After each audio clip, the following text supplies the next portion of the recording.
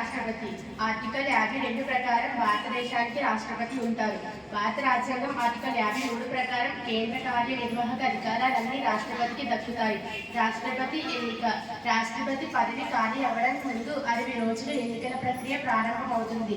ప్రకరణ 55లో రాష్ట్రపతిని ఎన్నుకునే పద్ధతిని ప్రక్రియను పేర్కొన్నారు. నైష్మాతిక ప్రాతినిధ్య పద్ధతి, ఒకే ఓటు బదలాయింపు పద్ధతి, రహస్య ఓటు ద్వారా ఎన్నికవుతారు. రాష్ట్రపతిని ఎన్నుకునే ఓటర్లుగా ఉన్న అన్ని రాష్ట్రాల ఎమ్మెల్యేలు, అన్ని రాష్ట్రాల ఎంపీలు ఓటర్లుగా ఉంటారు. అయితే మన ఓటుకు సమాన విలువ ఉంది. కానీ రాష్ట్రపతిని ఎన్నుకునే ఓటర్లుగా ఉన్న అన్ని రాష్ట్రాల ఎమ్మెల్యేలకు మాత్రం ఒకే ఓటుకు ఒకే విలువ ఉండదు. ఉదాహరణ, అత్యధికంగా ఓటు విలువ ఉన్న కొన్ని రాష్ట్రాలు: ఉత్తరప్రదేశ్ ఎమ్మెల్యే ఓటు విలువ 208, తమిళనాడు ఎమ్మెల్యే ఓటు విలువ 176, మహారాష్ట్ర ఎమ్మెల్యే ఓటు విలువ 175, సిక్కిం ఎమ్మెల్యే ఓటు విలువ 7, ఏపీ ఎమ్మెల్యే ఓటు విలువ 248 ఓటు విలువ. ఇలా ఒక్కో రాష్ట్రానికి ఎక్కువ తక్కువ ఉండడానికి కారణం ఆ రాష్ట్ర జనాభా ప్రాతిపదికన ఓటు విలువ నిర్ణయింపబడుతుంది.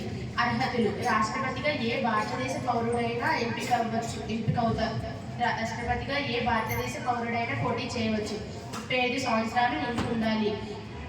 ప్రమాణ స్వీకారం. రాష్ట్రపతిగా ఎన్నికైన అభ్యర్థి చేత సుప్రీంకోర్టు ప్రధాన న్యాయమూర్తి ప్రమాణ స్వీకారం చేయిస్తారు. రాష్ట్రపతి అధికారాలు.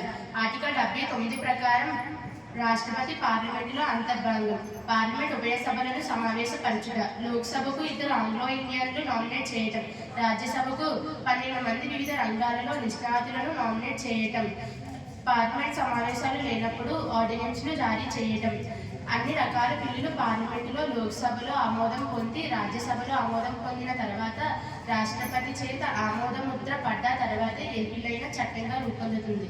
My name is P Sirisha. I am from JPHS Solgonta, Anantapur Jilla. Jai Hind.